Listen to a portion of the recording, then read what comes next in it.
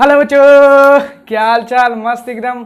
मैं रोहित कुमार आप सभी को भगत लर्निंग प्लेटफॉर्म पर स्वागत करता हूं। बच्चों, आपने साइंस का सिलेबस देखा। उसमें मैं साइंस को 3 कैटेगरी में बांट दिया, भौतिकी, रसायन शास्त्र और बायोलॉजी में। तो उसमें भौतिकी में मैंने पहला चैप्टर लिखा था प्रकाश की प्रकृति एवं परावर्तन। एनसीईआरटी में प्रकाश का परावर्तन एवं अपवर्तन को एक ही चैप्टर में दिया हुआ, लेकिन एक चैप्टर में लेने से वो बहुत लंबा चैप्टर बन जाएगा, जिसके कारण हम परावर्तन को अलग कर दिए और अपवर्तन को अलग कर दिए। ठीक है, तो इसीलिए हम चैप्टर 1 प्रकाश की प्रकृति एवं परावर्तन का आज लेक्चर नंबर 1 लेकर के आया हूँ। ठीक है, और ये है किसका पार्ट? भौतिकी का। ठीक है बच्चों, तो देखिए हम पढ़ते हैं अब प्रकाश की परावर्तन प्रकृति एवं परावर्तन का लेक्चर नंबर 1।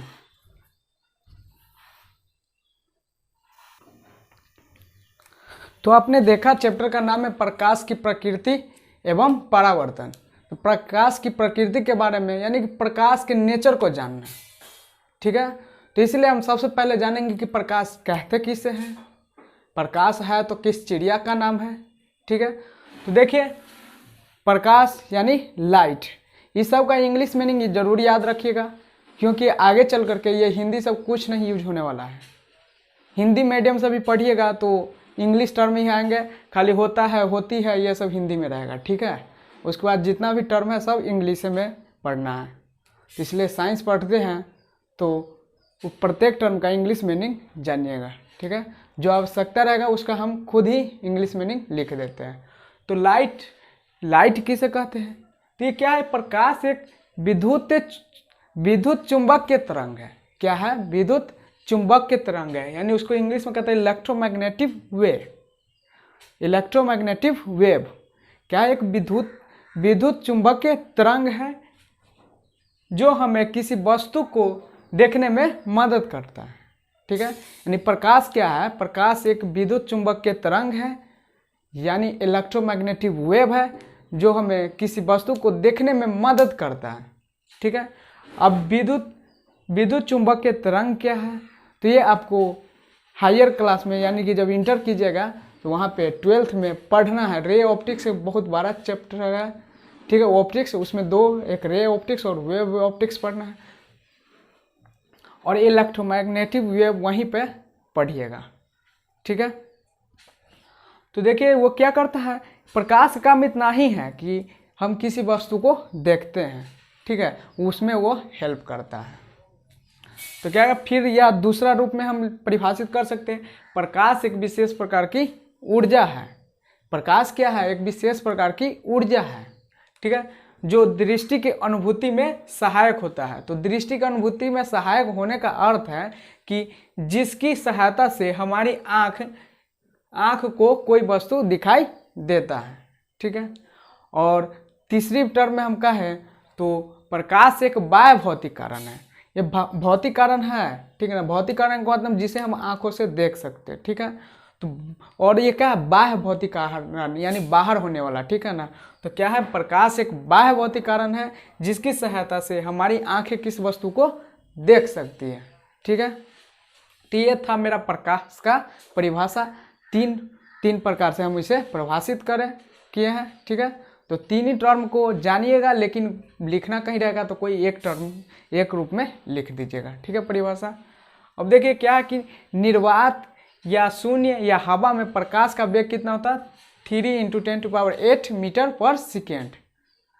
3 × 10⁸ मीटर पर सेकेंड। इसको हमेशा याद रखिएगा। तो निर्वात और शून्य का मतलब ऐसा जगह, यानी ऐसा जगह जहाँ पे हवा भी नहीं हो, यहाँ तक कि हवा भी नहीं हो, और हवा कहने का मतलब उसमें केवल हवा हो। तो ये दोनों लगभग सेम ही माना जाता है, निर्वात और हवा। कोई ऐसा जगह नहीं है जहाँ हवा नहीं है, इसलिए निर्वात, शून्य या हवा। तो यहाँ पे देखा गया कि दोनों जगह निर्वात और हवा में भी प्रकाश का वेग उतना ही है। तो इसलिए निर्वात को ही हम शून्य कहते हैं, और हवा अलग थोड़ा माध्यम हो गया।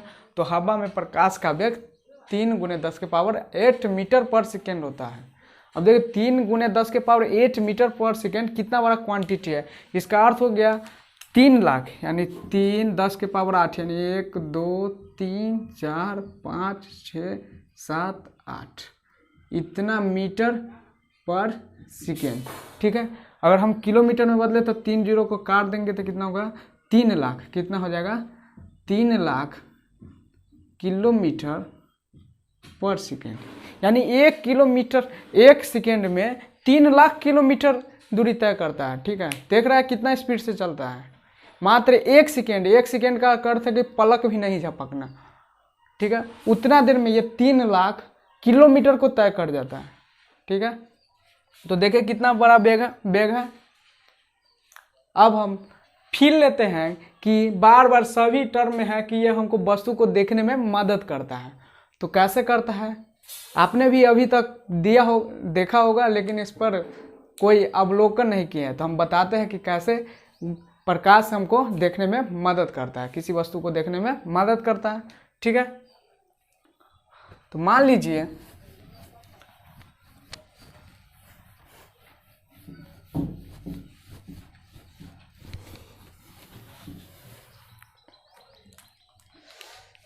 कि एक व्यक्ति है, क्या है, ये बल्ब जल रहा है, ये बल्ब जल रहा है। ठीक है,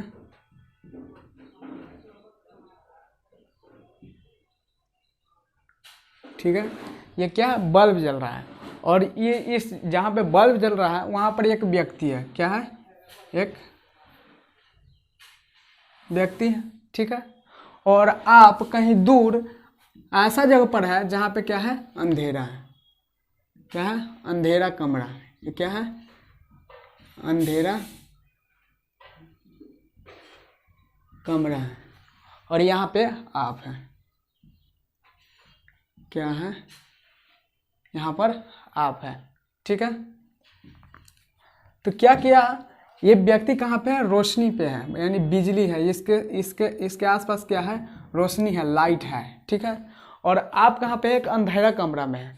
तो आपने देखा होगा, ऐसा सिचुएशन आप जरूर देखे हैं, लेकिन उस पर क्या किए, अवलोकन नहीं किए हैं। तो देखा होगा कि क्या आप इसको देख सकते हैं, लेकिन ये आपको नहीं देख सकता है, क्योंकि ये क्या है, प्रकाश में है।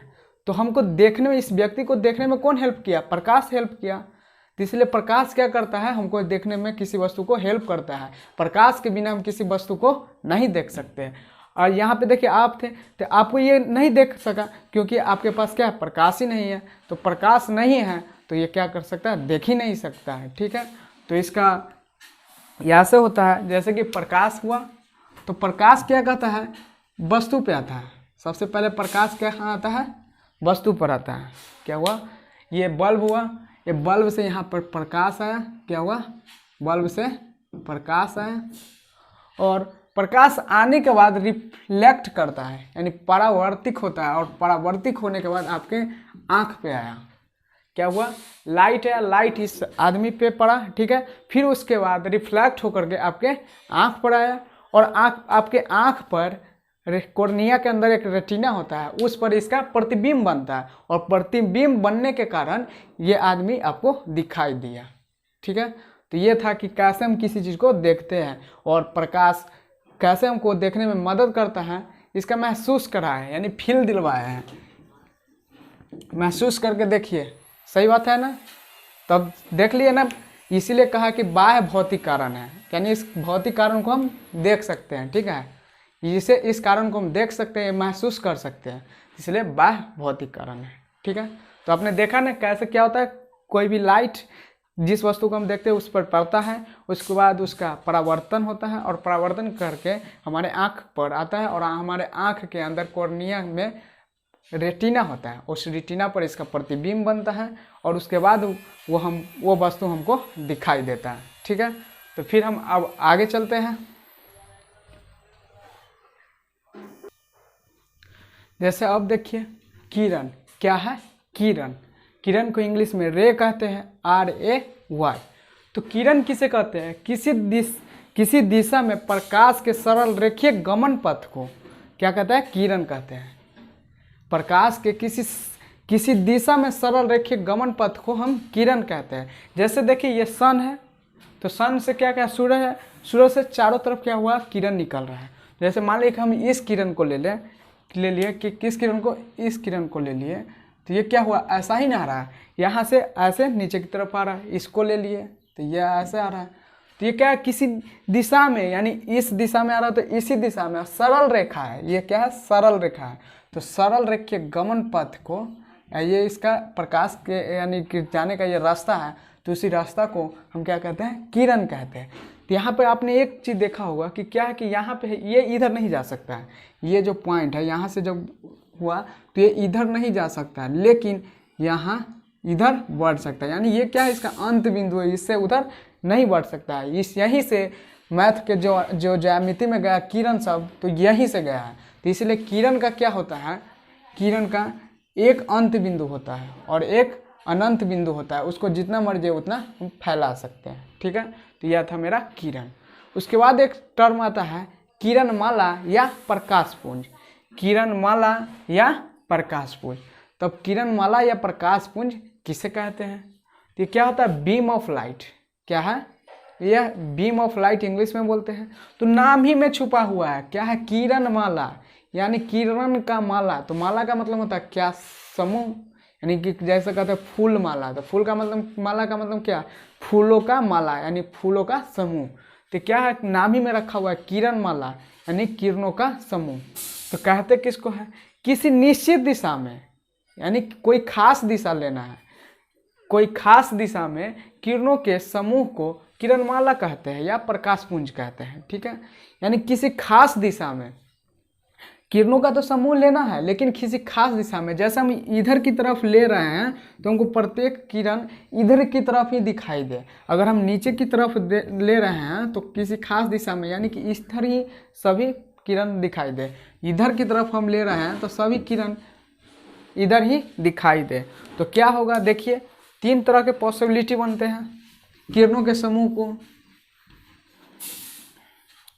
जैसे मान लिए कि इधर की तरफ जा रहा है, इधर की तरफ, यानी इस दिशा में, मान लिए कौन खास दिशा में ले रहा है, ये दिशा, ये निश्चित दिशा। ठीक है ना, तो क्या होगा, किरण का समूह है तो ऐसे आएगा। आपने देख लिया, एक से अधिक किरण है यानी किरणों का समूह है। एक किरण, दो किरण, तीन किरण, चार किरण को हम दिखा रहे हैं, यानी माने थोड़ा किरण है, अब हम किरण का समूह दिखा रहे हैं, यानी दो या दो से अधिक होगा। ठीक है, तो हम चार को दिखा रहे हैं। तो क्या ये अभी एक समूह बन गया ना, चार हो गया, तो ये इसलिए क्या है, एक किरण माला हुआ। ठीक है, तो क्या कर रहा है, देख रहा है कि ये किसी खास दिशा में जा रहा है। किधर जा रहा है, इधर की तरफ जा रहा है, इधर से इधर जा रहा है, तो ये खास दिशा में जा रहा है। तो खास दिशा में गया तो क्या हुआ, और किरण का समूह है तो प्रकाश पुंज हो गया। तो अब देखिए इसमें कुछ अंतर है। एक क्या है कि ये सभी किरण है एक दूसरे के पैरेलल है, एक दूसरे के पैरेलल, यानी सभी के बीच में समान समान दूरी है। ठीक है, या दूसरा ऐसा होगा कि माने जाना है इधर ही, तो एक इधर से आया, एक इधर से आया, एक इधर से आया, एक इधर से आया। ठीक है, सब यहाँ पे आया। क्या क्या, इधर से ही, इधर से हमको यानी बाएं से दाएं जाना है। ठीक है ना, बाएं से दाएं जाना, तो सभी बाएं से ही आया, लेकिन आते आते क्या किया, एक बिंदु पे मिल गए। ठीक है, और तीसरा पॉसिबिलिटी ये बनता है कि क्या करेगा, एक बिंदु से निकल करके ऐसे गया, ऐसे गया।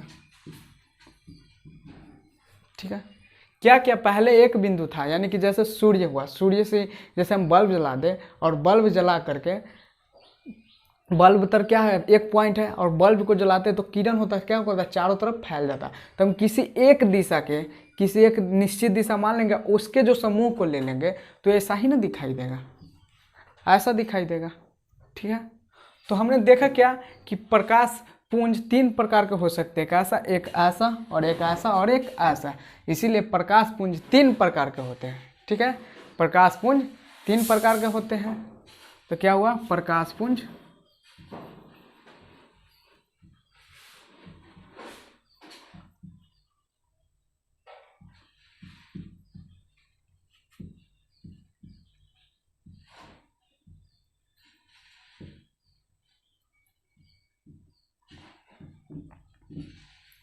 प्रकाशपुंज तीन प्रकार के होते हैं। ठीक है, तो एक होता है, पहला होता है इस जो समांतर है, तो देखने में समांतर है तो इसलिए समांतर से ही नाम हो, जिसको कहते हैं समांतर प्रकाश पुंज।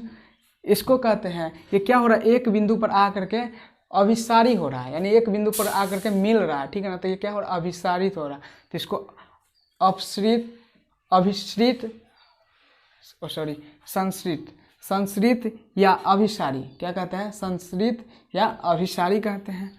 और ये हुआ, ये क्या हुआ कि यहाँ एक जगह से निकल करके फैल गया, क्या हो रहा है, अपसारी हो रहा है, यानी कि फैल जा रहा है, तो इसको बोलते हैं अपसरित या अपसारी।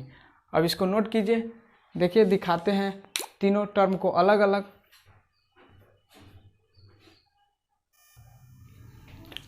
जैसे पहला देखिए समांतर किरण पुंज या प्रकाश पुंज, तो इसको इंग्लिश में बोलते हैं पैरेलल बीम ऑफ लाइट। प्रकाश पुंज का बीम ऑफ लाइट और समानांतर के लिए पैरेलल। तो ये क्या होता है कि जिस प्रकाश पुंज की सभी किरणें परस्पर समांतर होती है, ठीक है ना, यानी ये प्रकाश पुंज है, ये क्या है, बीम ऑफ लाइट है। इसमें देखिए प्रत्येक किरण क्या है, एक दूसरे के समानांतर है, तो इसलिए ये क्या है, समानांतर प्रकाश पुंज, ठीक है। दूसरा देखिए संश्रित या अभिसारी किरण पुंज या प्रकाश पुंज, ठीक है। तो convergent beam of light, convergent beam of light, तो क्या होता है, जिस प्रकाश पुंज की सभी किरणें आगे बढ़ने पर एक बिंदु पर मिल जाती है, क्या हुआ, सभी किरणें यानी आया और क्या किया, आगे बढ़ा तो ये इस बिंदु पर आकर के मिल गया, आगे बढ़ा तो इस बिंदु पर आके मिल गया, ठीक है। तो ये क्या है, संश्रित या अभिसारी प्रकाश पुंज कहते हैं इसे, ठीक है। और तीसरा अपसरित या अपसारी प्रकाश पुंज या किरण पुंज या किरणमाला। तो अपसरित का होता है डाइवर्जेंट, तो इसलिए divergent beam of light, divergent beam of light. तो किसे कहते हैं, जिस प्रकाश पुंज की सभी किरणें एक बिंदु से निकलकर क्या किया, एक बिंदु से निकला, एक बिंदु से निकलकर, ठीक है, और आगे बढ़ने पर क्या हो जाता है, फैल जाता है, आगे बढ़ने के पर फैल जाता है, तो उसे हम अपसरित या अपसारी प्रकाश पुंज कहते हैं, ठीक है। देख लिए। तो अब हम चर्चा करते हैं माध्यम की, किसकी, माध्यम की।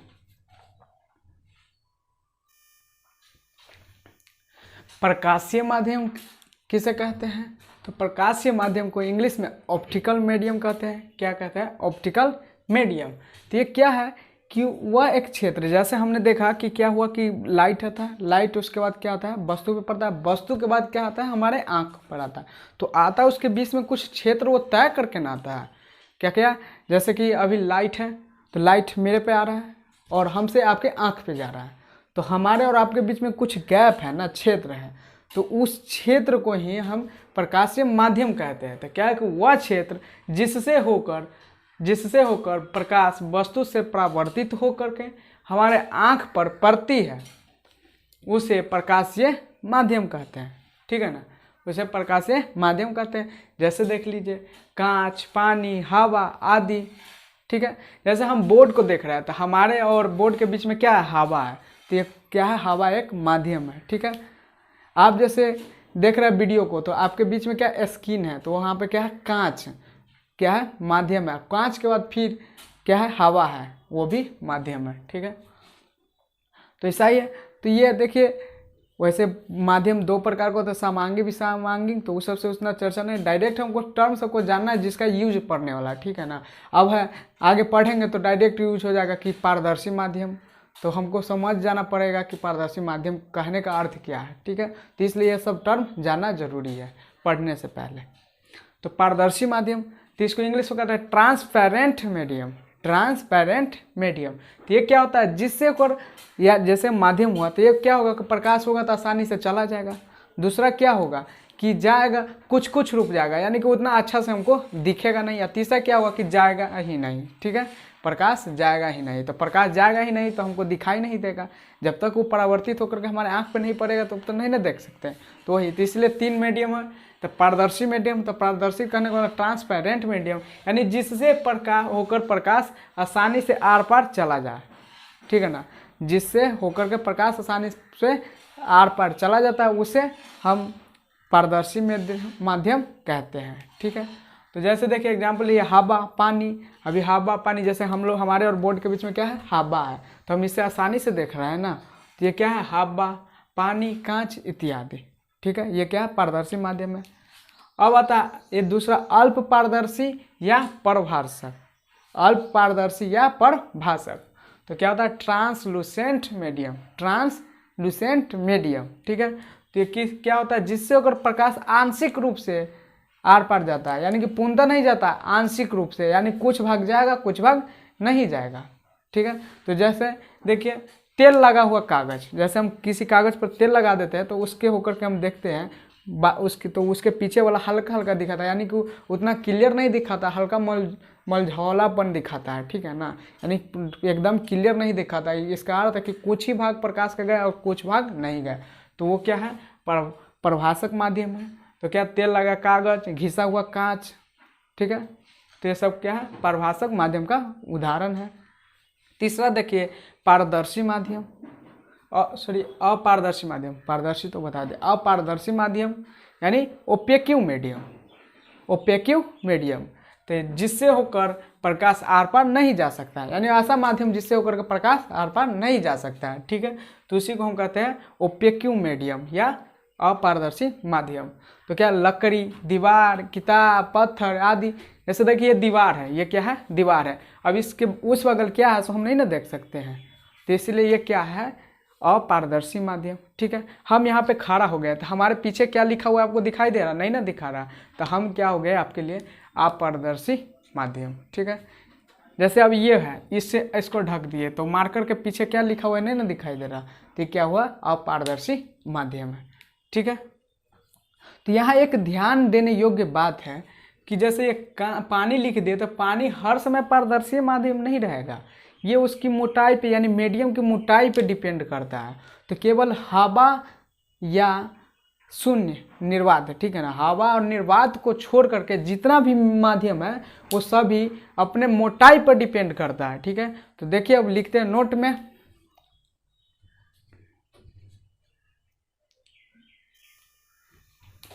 तो नोट में क्या लिखे कि हवा तथा निर्वात को छोड़कर सभी माध्यम मोटाई पर निर्भर करता है, यानी हवा और निर्वात को छोड़ करके जितना भी मीडियम है सभी मोटाई पर निर्भर करता है, यानी मोटाई के अनुसार वो कभी पारदर्शी बन जाता है, कभी अल्प पारदर्शी बन जाता है और कभी अपारदर्शी बन जाता है, ठीक है।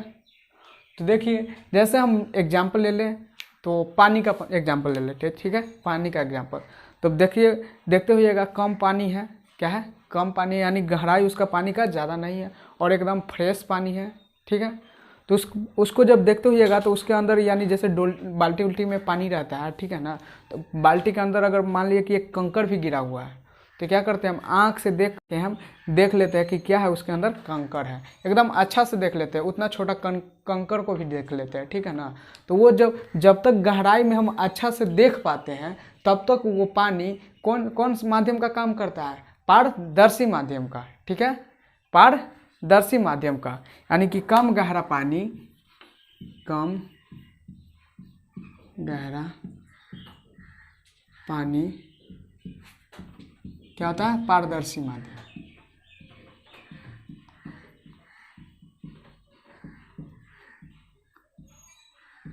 यानी इसका अर्थ है कि पारदर्शी माध्यम जब तक कहेंगे तब तक जब तक कि उस पानी के अंदर कोई भी चीज़ हो उसको हम स्पष्ट रूप से देख सकें, क्या करें, स्पष्ट रूप से देख सकें, ठीक है ना।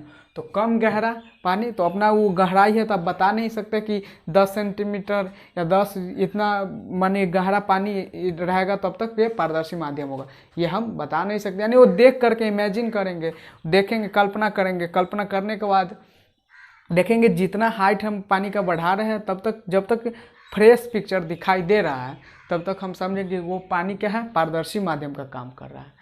और अल्प पारदर्शी माध्यम का मतलब क्या कि थोड़ा माने मझौलापन दिखाई देना, धुंधला सा दिखाई देना, ठीक है ना, अच्छा से उतना दिखाई नहीं देना। तो जैसे देखेंगे थोड़ा ज़्यादा कुछ गहरा पानी रहता है, ठीक है ना, जैसे तालाब में जाते हैं तो तंगा थोड़ा गहरा तालाब है और एकदम फ्रेश पानी है तो उसके बाद देखिएगा उसके अंदर होगा ना तो कुछ हल्का हल्का दिखाई देगा, लगेगा कि यहाँ पे कुछ है, हल्का हल्का हल्का यानी पूरे क्लियर नहीं दिखाई देता, तब तक उस गहराई को हम क्या कहेंगे, उस गहराई तक के पानी को क्या कहेंगे, अल्प पारदर्शी माध्यम, यानी कि थोड़ा गहरा, कितना, थोड़ा गहरा पानी। जब तक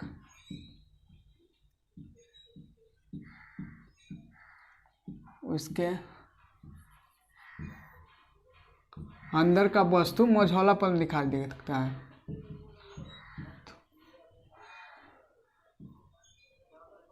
क्या लिखे, यानी आंशिक रूप से दिखाई देता है, ठीक है ना।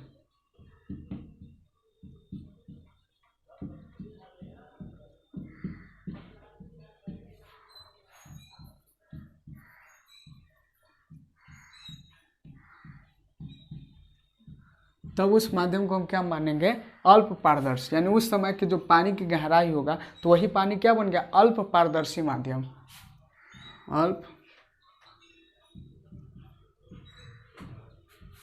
पारदर्शी माध्यम, ठीक है।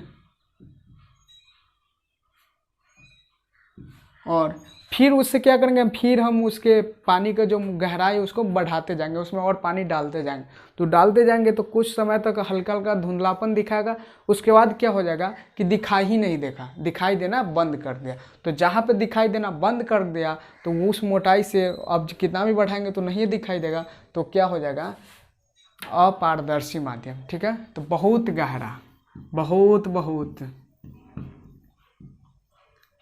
गहरा पानी, अपारदर्शी माध्यम, अपारदर्शी माध्यम।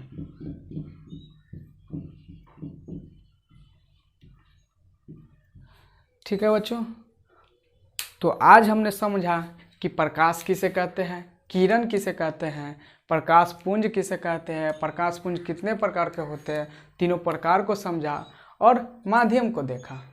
फिर कुछ और टर्म ऐसे हैं जो प्रकाश के परावर्तन को स्टार्ट करने से पहले हमको जानना जरूरी है, ठीक है। तो उसे हम कल के लेक्चर में लेकर के आएंगे, इसको बढ़िया से समझिएगा, ठीक है। और फिर कल के वीडियो देखिएगा, इसके बाद हम कल के वीडियो के बाद हम प्रकाश का परावर्तन को स्टार्ट करेंगे। और इस बीच बोले थे त्रिकोणमितीय अनुपात के सवाल को बनाइएगा, ठीक है। और जो नहीं आएगा तो वीडियो में कमेंट कर दीजिएगा, हम फिर वहाँ से देख लेंगे क्या प्रॉब्लम है आपके साथ। अब हम यहीं पे अपने वीडियो को करते हैं समाप्त। Take care yourself and good bye.